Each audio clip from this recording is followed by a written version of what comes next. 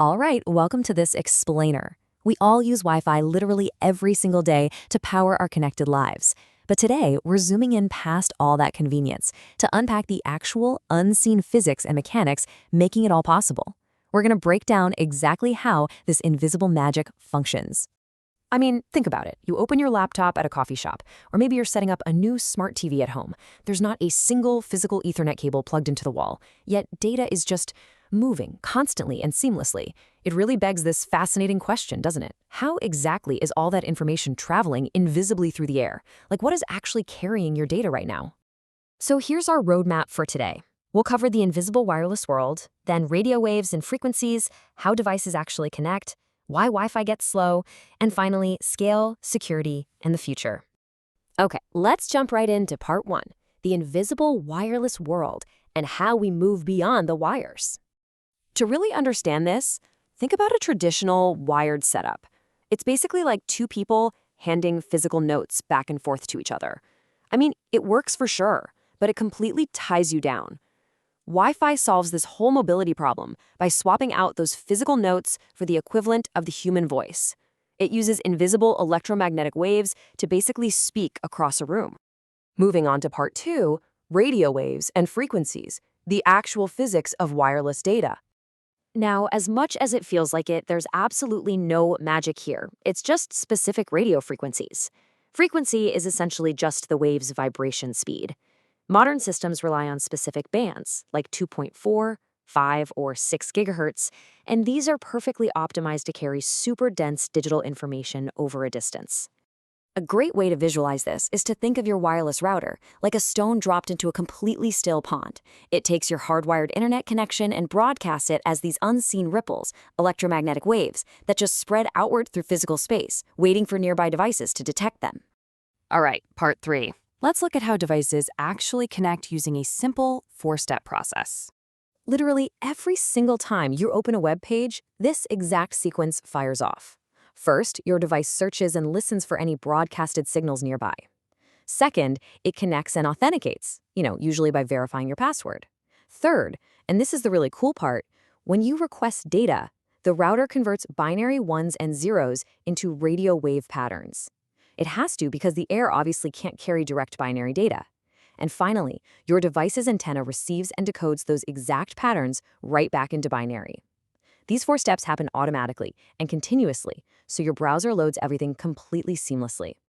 Which brings us to part four, why Wi-Fi gets slow. Let's talk real-world physics.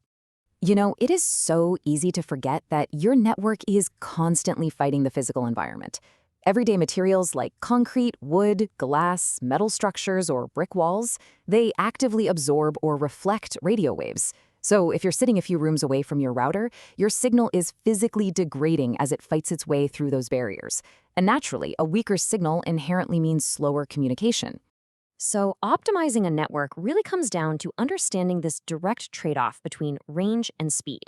Basically, 2.4 gigahertz pushes through walls really easily and gives you a much longer range, but it moves data slower. On the flip side, 5 gigahertz gives you incredible speeds, but the range is much shorter and it really struggles the moment a thick brick wall gets in the way. Good wireless network design depends heavily on making the right choice here for your specific environment. And we definitely can't forget about interference. The 2.4 gigahertz band in particular is just a crowded highway. Your router is out there constantly competing with Bluetooth headphones, smart home gadgets, your neighbor's apartment network, and yes, even your microwave oven. They're all sharing the exact same airspace. When these signals overlap, it creates massive congestion, which, funny enough, is exactly why warming up some leftover pizza can sometimes completely ruin your Zoom call. Finally, part five, scale, security, and the future. Let's look at the bigger picture.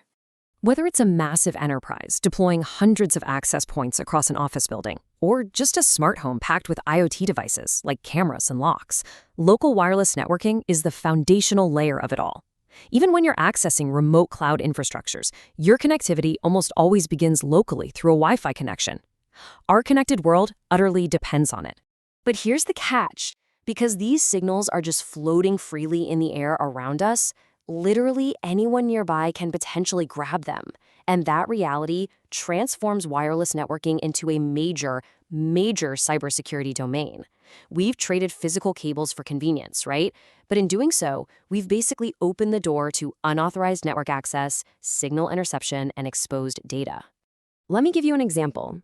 An attacker can execute what's called a rogue access point attack. They simply spin up a fake network. Maybe they name it something super tempting, like free airport Wi-Fi, and just wait. It's a trap. When an unsuspecting user connects to it, every single bit of their traffic flows directly through the attacker's system. It perfectly proves exactly why trusting wireless networks too easily can expose your most sensitive information and why secure practices are absolutely crucial. Understanding how Wi-Fi converts binary into these invisible waves locally is pretty incredible stuff. But it leaves us with an even bigger, much more provocative engineering puzzle. How do mobile networks manage to pull this off on a global scale? I mean, how do we stay seamlessly connected across moving cars and vast distances?